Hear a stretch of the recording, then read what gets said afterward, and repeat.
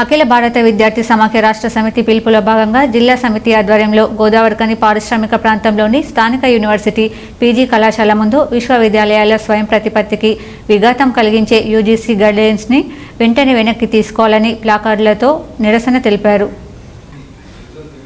ఈ సందర్భంగా ఏఐఎస్ఎఫ్ పెద్దపల్లి జిల్లా కార్యదర్శి రేణుకుంట్ల ప్రీతం మాట్లాడుతూ ఫెడరల్ హక్కులను కాలరాసి ప్రభుత్వ యూనివర్సిటీలను మూసివేసే కుట్రలను యూజీసీ తెరలేపిందని, వైస్ ఛాన్సలర్లను గవర్నర్లకు కట్టబెట్టే నిర్ణయాన్ని వెనక్కి తీసుకోవాలని ఆయన కేంద్ర ప్రభుత్వాన్ని డిమాండ్ చేశారు. భారతదేశ ఉన్నత విద్యారంగంలో ప్రమాదకరమైనదిగా ఈ ప్రతిపాదనలు ఉన్నాయన్నారు. విద్యను మరింత కేంద్రీకరణ, కార్పొరేటీకరణ, కాషాయీకరణ చేసే దిశగా బీజేపీ పూనుకుంటుందని ఆయన అన్నారు. నూతన విద్యా విధానం 2020లో భాగంగా తీసుకుని వస్తున్న ఈ ప్రతిపాదనలను ఫెడరిజం ప్రాథమిక సూత్రాలను ఉల్లంఘిస్తూ రాజ్యాంగ మూల సూత్రాలను బలహీనపరిచే విధంగా ఈ ప్రతిపాదనలు ఉన్నాయన్నారు.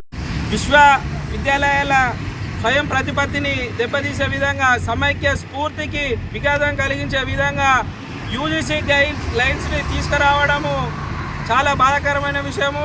యూజీసీ గైడ్ లైన్స్ను వెంటనే వెనక్కి తీసుకోవాలని అఖిల భారత విద్యార్థి సమాఖ్య ఏఐఎస్ఎఫ్గా డిమాండ్ చేస్తూ ఉన్నాము. ఈ కేంద్ర ప్రభుత్వము ఏదైతే ఉందో విద్యారంగాన్ని ప్రైవేటీకరణ, కాషాయీకరణ చేసే విధంగా కుట్ర పన్నుతూ ఉన్నది. ఈరోజు మనము విశ్వవిద్యాలయాల స్వయం ప్రతిపత్తిని దెబ్బతీసే విధంగా ఈ బీజేపీ ప్రభుత్వం వ్యవహరిస్తుందని చెప్పి ఈ సందర్భంగా తెలియజేస్తూ ఉన్నాను.